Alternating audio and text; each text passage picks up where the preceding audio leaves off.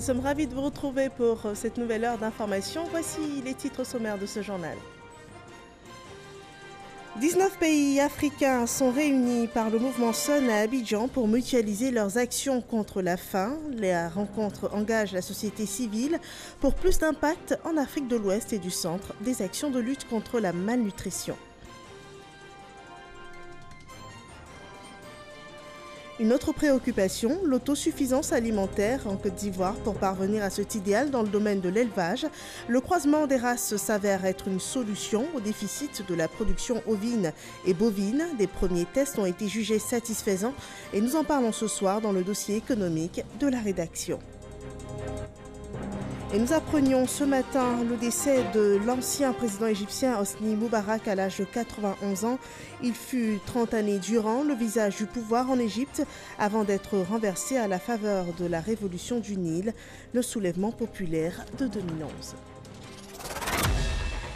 Bienvenue dans ce 23h. Le représentant diplomatique du Royaume des Pays-Bas en Côte d'Ivoire a été reçu en audience au siège du Sénat à Yamoussoukro.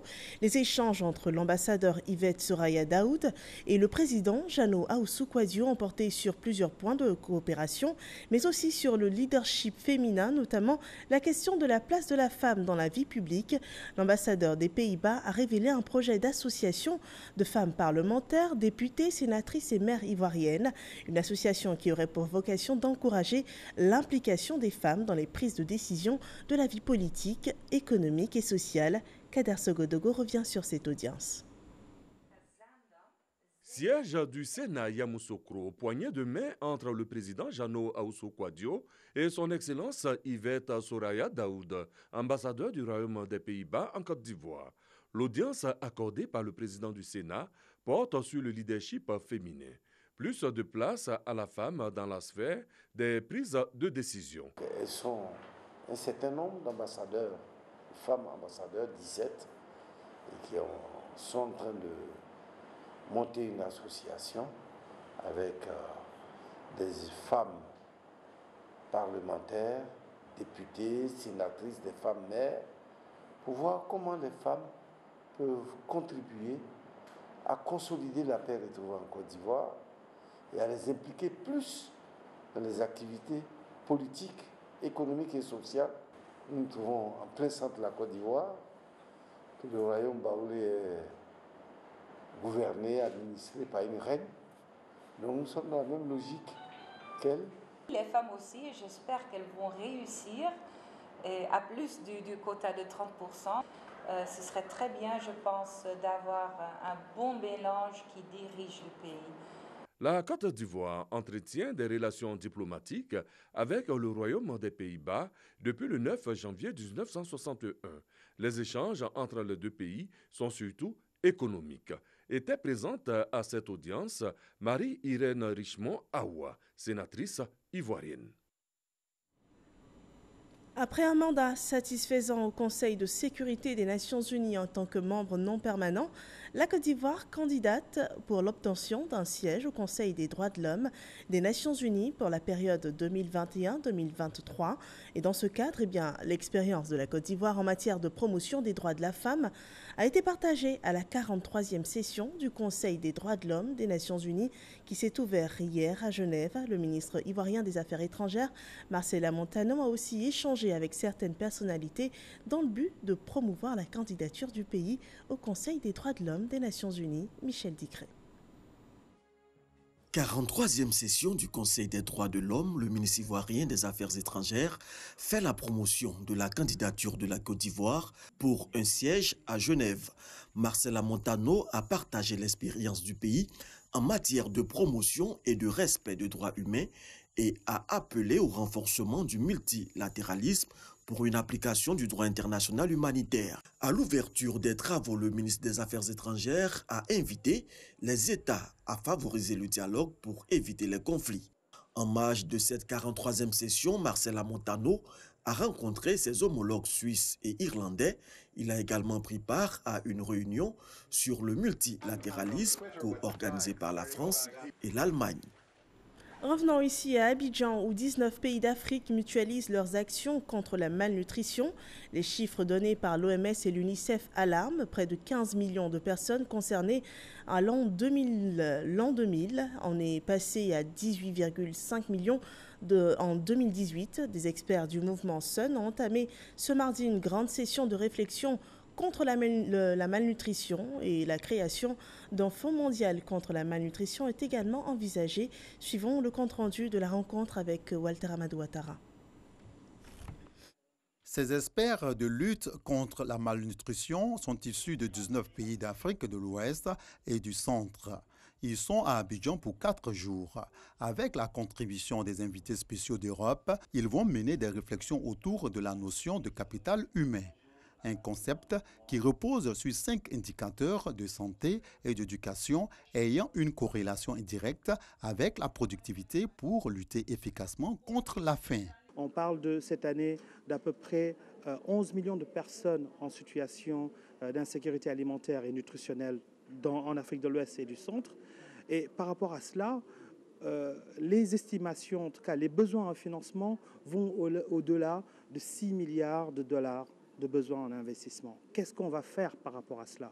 On a une forte implication des gouvernements. La Côte d'Ivoire est un exemple avec l'implication du vice-président qui a fait de la lutte contre la malnutrition une des priorités de ses actions et je pense que c'est à saluer. Selon ces experts du mouvement Scaling Up Nutrition, Sun, la situation sur la malnutrition en Afrique est préoccupante. En 2018, près d'un enfant sur 3, soit 29,9%, souffrait de la malnutrition chronique avec un nombre de victimes qui ne cesse de s'accroître, passant de 14,9 millions en 2000 à 18,5 millions en 2018, selon les dernières estimations conjointes UNICEF-OMS. Face à ces enjeux, que devons-nous faire? Nous devons nous unir, gouvernement, société civile, partenaires techniques et financiers, secteur privé, milieu académique et de la recherche et coordonner nos efforts pour l'atteinte de nos objectifs. La mutualisation des efforts de multisecteurs et parties prenantes s'impose tant au niveau mondial, régional et national. Ce renforcement des capacités de la société civile contre la malnutrition est le fruit d'une collaboration du mouvement Scaling Up Nutrition, Sun, Action contre la faim en partenariat avec la Fondation Bill et Melinda Gates, l'Agence française de développement et le Bureau des Nations Unies pour l'appui au projet. Plusieurs structures internationales telles que UNICEF y apportent également leur soutien. Au Salon international de l'agriculture, la noix de cajou, le manioc et d'autres produits agricoles présentés par la Côte d'Ivoire attirent les opérateurs économiques européens et du monde entier. Ils s'engagent, ces opérateurs, à accompagner le pays dans la transformation de ces produits. Mamadou Kouassi fait le point depuis Paris. Pour la valorisation de l'agriculture ivoirienne et surtout pour la transformation locale des produits agricoles, le ministre Kobenon Kwasi Adjoumani multiplie les rencontres avec les institutions et les opérateurs économiques. Une délégation d'investisseurs français venus de la région d'Auvergne-Rhône-Alpes est intéressée par la transformation du manioc et la noix de cajou. La transformation du manioc par une industrialisation de ce produit. Aussi, l'anacarde est pour nous un sujet important puisque nous avons des équipementiers qui sont spécialisés dans la transformation de fruits en jus. Le Maroc et le Sénégal veulent partager leur expérience avec la Côte d'Ivoire. En plus des entretiens, le ministre sénégalais de l'Agriculture a visité le stand de Côte d'Ivoire en vue de s'imprégner de la politique de transformation locale. J'ai remarqué les efforts importants qu'ils ont fait en matière de transformation. Même la cola, maintenant, on a vu des liqueurs de cola. Donc je pense qu'ils sont sur la bonne voie. Il y a maintenant le chocolat aussi à Abidjan. Il y a le cajou là. Et donc tout ça sont des produits dont j'espère qu'ils vont faire merveille en Afrique. Parce que l'Afrique doit arrêter, bien sûr, de ne produire que des matières premières. Nous devons insister sur la transformation pour avoir plus de valeur ajoutée. Avec le CIRAD et l'Agence française de développement, les échanges ont porté sur les perspectives dans le domaine de la recherche et du financement. Développer un programme de coopération dans le champ du maraîchage et des cultures vivrières avec un intérêt tout particulier pour le développement de l'emploi en milieu rural, pour produire et du revenu et de la formation et de l'emploi en milieu rural. C'est de poursuivre et amplifier le travail sur les activités de foncier. Et puis il est prévu également de poursuivre tout le travail de restructuration du bassin cotonnier qui, comme vous le savez, est un facteur et un secteur très important pour l'agriculture de Côte d'Ivoire, notamment pour l'emploi, mais aussi parce que le coton est automatiquement associé avec des cultures vivrières. La Côte d'Ivoire reste déterminée, selon le ministre Kobedan Kwasi Adjumani, pour l'autosuffisance alimentaire et surtout pour le bien-être des producteurs. L'autonomisation des femmes, parce que nous savons que les femmes, quand elles ont les moyens, c'est la famille qui s'en trouve heureuse. Et donc il faut pouvoir aider les femmes à aider les familles. Il faut également aider les jeunes à pouvoir s'installer. Donc ce sont autant de projets dont nous avons parlé et pour lesquels nous avons vraiment de l'espoir parce que la France, à travers ses représentations, s'est engagée à nous aider. Ces différentes rencontres bilatérales s'inscrivent également dans le cadre des préparatifs du SARA 2021. Le dossier EcoPlus de ce mardi nous mène dans le secteur de l'élevage, des ovins et des bovins. Le croisement des races s'avère être une solution pour combler le déficit observé de la production locale. Pour ce qui est de l'état des lieux, la Côte d'Ivoire reste dépendante de l'importation pour satisfaire les besoins en viande de sa population. La production nationale de viande et abats est de 63 000 tonnes, ce qui ne couvre que 40% des besoins des Ivoiriens. Pour une meilleure production donc, le croisement de races a été initié par le projet de gestion intégrée des ranchs et stations d'élevage, mais également de particuliers. La méthode a montré son efficacité, suivant cette enquête de Jean-Luc Bango.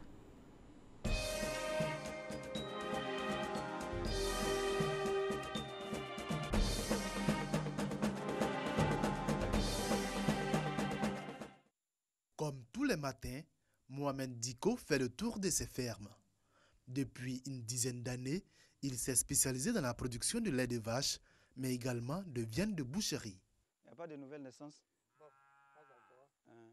Mohamed possède 7 parcs au total dans la région de Toumoudi pour 1 millier de têtes de bovins, majoritairement de la race des Goudal. Cette race, en tout cas, elle apporte beaucoup de choses. Elle apporte beaucoup de lait par rapport aux Ndama et Zébu. Les vaches de Mohamed ne produisent que 2 à 3 litres de lait par jour, largement en deçà de la moyenne. Pour booster sa production, il a opté pour le croisement des races ou métissage. Celui-là, son père, c'est un Goudal. Voilà, c'est un Goudal. On l'a mis ici les Zébu et voilà ce que ça donne. Des croisements dont Mohamed a déjà pu constater les résultats. Les métis, ils deviennent plus résistants que les autres. Il devient plus résistant que le Goudal et plus résistant que les Zébus. Et en viande aussi, ils produisent plus de viande que tous les autres. Des résultats probants, mais Mohamed dispose de peu de moyens pour mener à bien ces croisements indispensables à la survie de son activité. Ce que vous voyez, on n'a pas les moyens pour faire l'insémination artificielle. Donc nous demandons la subvention de l'État pour pouvoir nous aider à faire cette insémination artificielle, pour pouvoir gagner plus de lait pour commercialiser et gagner plus en viande. Approvisionner le marché en produits laitiers et viande, c'est également l'objectif d'Anatole Amichia. Sa spécialité, la viande de boucherie qu'il produit, lui aussi, grâce à la technique de croisement des races. Je suis en train de faire un croisement, un Brahman avec les zébus. Les blancs là que vous voyez, ce sont les zébus. Un croisement avec les Brahman. Moi, donc, je me dis que d'ici 2 ou 3 ans, je n'aurai seulement que des Brahman. Aller vers l'autosuffisance bovine en Côte d'Ivoire, ça fait partie de nos volontés. Mais il faut qu'il y ait la volonté politique qui nous accompagne. Le croisement des races est une politique développée à l'échelle nationale.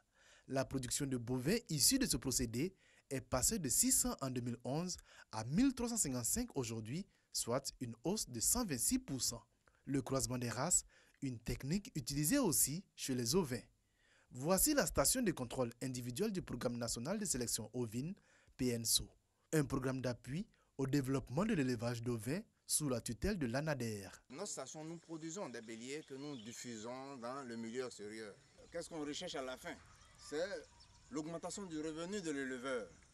Nous sommes là également pour la préservation de cette race-là. Au Programme national de sélection ovine, la race Djalonké est considérée comme la solution pour pérenniser l'élevage de moutons en Côte d'Ivoire. Il a des caractères très intéressants. Il ne fait pas de trypanosomiase. Et en dehors de ça, par rapport au climat, il est rustique. Le climat héberge beaucoup de maladies. Sa rusticité permet quand même son élevage partout. Le PNSO a également installé des fermes de multiplicateurs de Djalonké afin de poursuivre la promotion de cette race. C'est également la mission de la station ovine de Béomi délocalisée à Toumoudi. Ici également, ces spécialistes travaillent à la sélection et à la sauvegarde de cette race pure. Ce sont ces petits-là qui sont développés et au bout de 8 à 12 mois, les femelles qui sont dedans sont mises à la disposition des populations sous forme de élevage. Les meilleurs béliers Djalonké issus du PNSO sont mis à la disposition de la station en vue d'assurer le peuplement de la Côte d'Ivoire en cette race. Nous sommes en phase de production et nous pensons qu'en 2020, nous pouvons proposer à notre ministère que nous avons des troupeaux qui peuvent être ventilés sous forme de noyaux d'élevage. Qu'il s'agisse de bovins ou d'ovins, la sélection de races ou le croisement reste la meilleure option pour le développement de ce type d'élevage. Une sorte d'amélioration génétique dans la cheville ouvrière est le programme de gestion intégré des ranchs et stations d'élevage. Vu la dépendance vis-à-vis de l'extérieur, parce que cette problématique est très importante, en viande, on dépend à hauteur de 55% et en lait, on dépend à hauteur de 83%.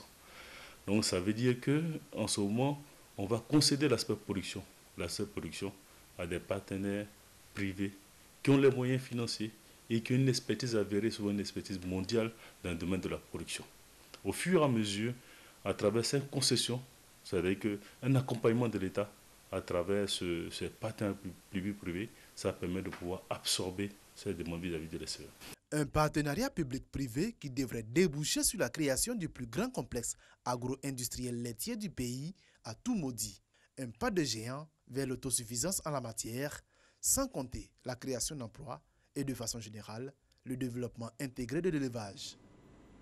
Voilà, et vous pouvez revoir ce dossier sur les www.rti.ci. Ce mardi était un jour coloré à la faveur du Mardi Gras. Les écoles primaires et maternelles ont célébré ce jour avec face par des processions carnavalesques. Les tout-petits ont revêtu des costumes traditionnels de métier. Stéphane Loboué et Didier Nguessan ont suivi quelques manifestations dans la commune de Cocody. Voici le reportage. Atmosphère de fête ce mardi matin à Cocody. Les tout-petits du Centre de protection de la petite enfance CPPE de Cocody INFES, vêtus de tenues traditionnelles, découvrent et apprennent les valeurs culturelles des peuples de Côte d'Ivoire. Je suis content d'être au Mardi Gras. Les enfants représentaient différents ethnies de Côte d'Ivoire. Ils parlent le Sénoufo, ils comptent en Sénoufo.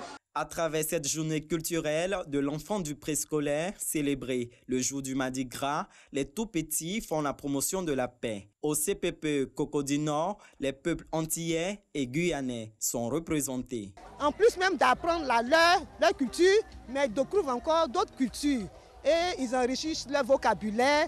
Les enfants expriment, à travers leurs apparences vestimentaires, leur personnalité et leurs rêves. La célébration de la fête du Mardi Gras, liée au carême chrétien, ouvre ainsi la période pascale.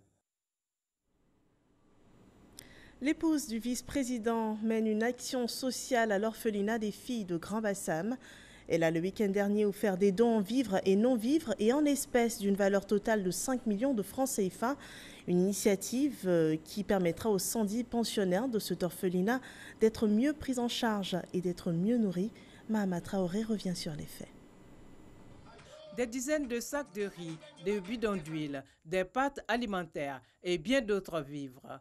Voici ce que Clarisse Duncan, l'épouse du vice-président de la République, est allée offrir à l'orphelinat des filles de Grand Bassam.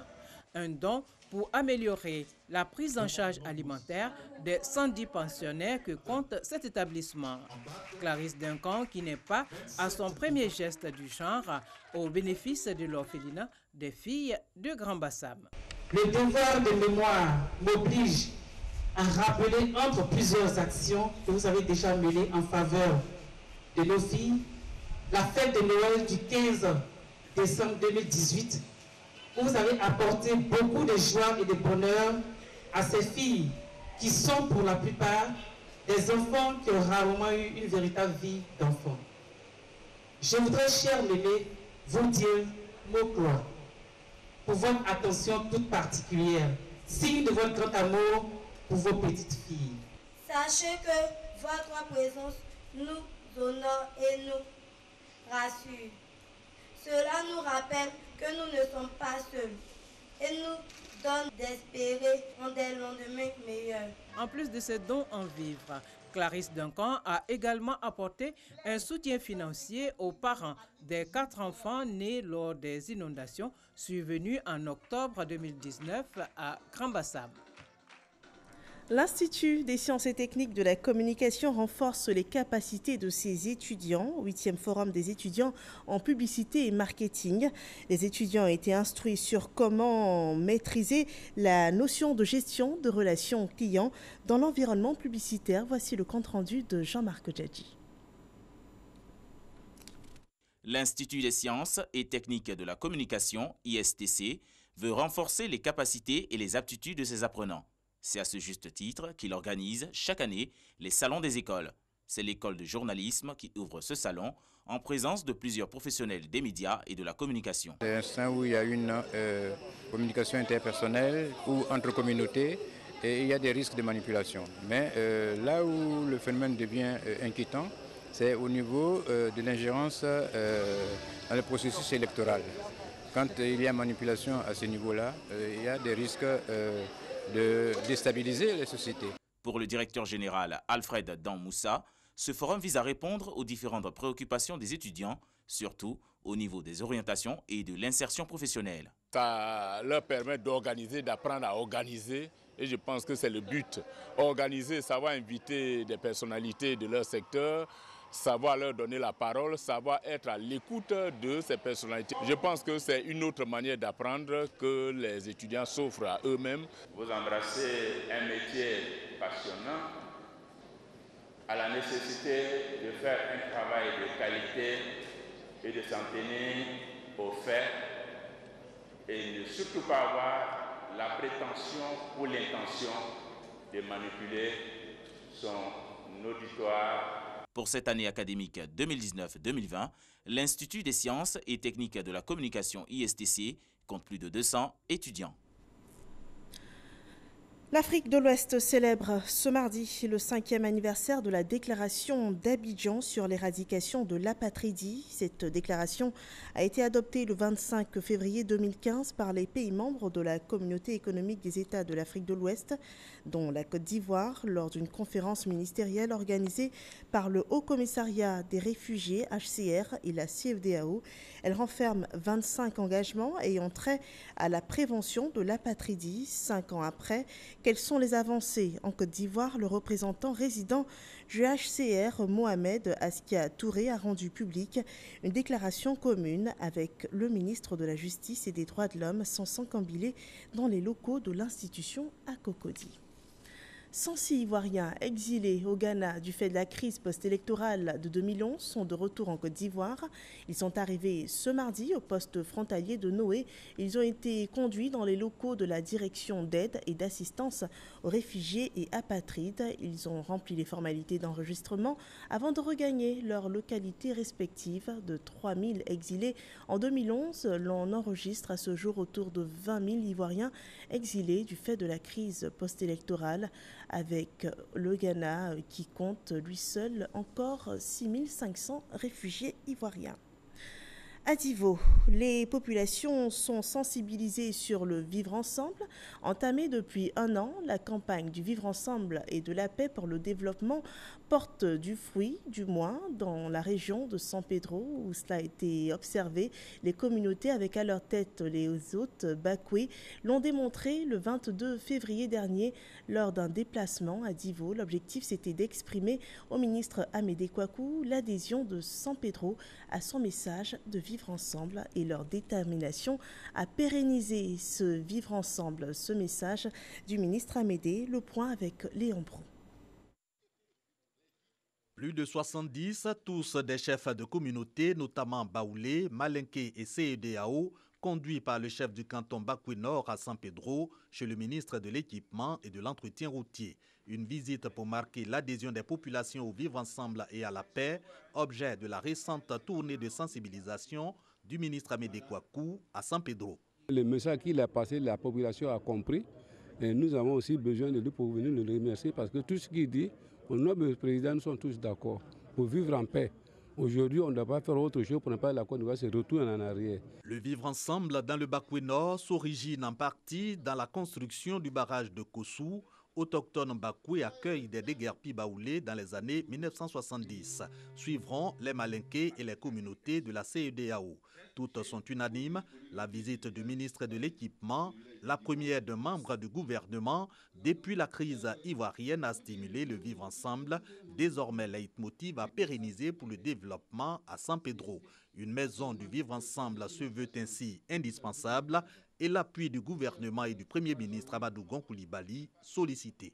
Le Premier ministre est pour la réconciliation et je suis convaincu que ce message-là va avoir un écho favorable pour montrer qu'à travers cette maison, qu'on soit Bakoué, qu'on soit Baoulé, qu'on soit de la CEDEAO, qu'on soit du nord, du centre, partout d'où on vient, notre pays a besoin de cohésion, notre pays a besoin de développement. Vous avez vu les parents, c'est du développement dont ils ont besoin et ils savent que ce développement, ils ne peuvent l'obtenir que lorsqu'il y a la paix dans notre pays. Sa mobilisation pour la paix et le développement, le ministre de l'Équipement et de l'Entretien routier l'a entamé début d'année dernière.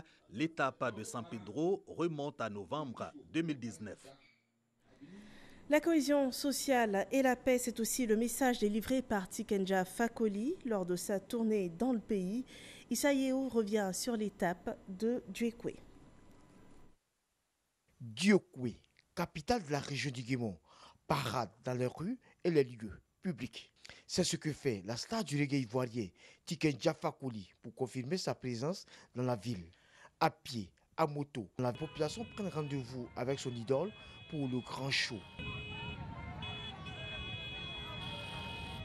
23h32, Tikenja fait son entrée au lycée moderne, lieu du spectacle.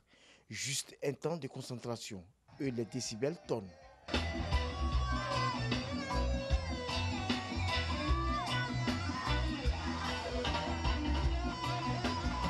Sur scène, l'artiste engagé montre qu'il a encore de l'énergie malgré son concert de la veille à Daloa. Et ce, à la grande joie des spectateurs.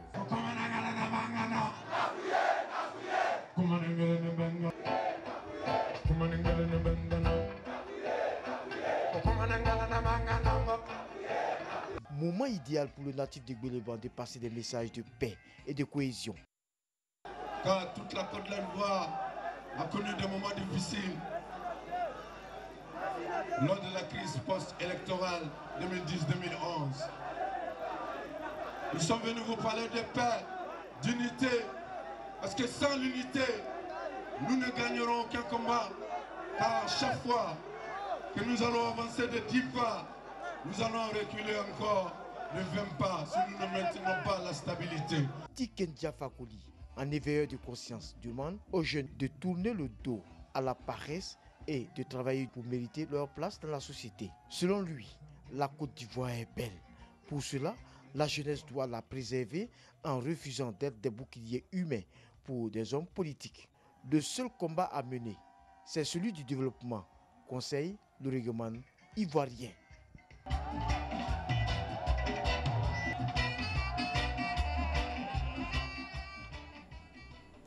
Passons de la joie aux larmes, l'Égypte est en deuil. Nous apprenions ce mardi matin le décès de l'ancien président égyptien Hosni Moubarak, décédé à l'âge de 91 ans.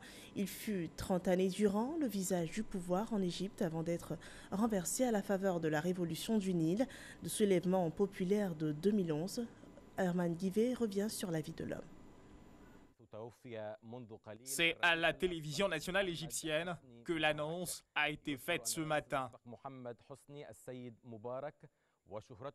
Hosni Moubarak, ex-président égyptien, a tiré sa révérence ce mardi dans cet hôpital militaire du Caire. Son règne débute en octobre 1981, une semaine après l'assassinat du président Anwar el-Sadat par des islamistes. L'état d'urgence est régulièrement décrété et ne sera jamais levé jusqu'au tourbillon du printemps arabe. Chassé du pouvoir en février 2011 par la rue en seulement 18 jours de contestation, L'homme qui aura géré d'une main de fer son pays ne coulait pas des jours paisibles après la perte de son autorité. Chômage, pauvreté, corruption, libertés étouffées, violences policières, voici les chefs d'accusation portés par la rue sur sa gestion du pays.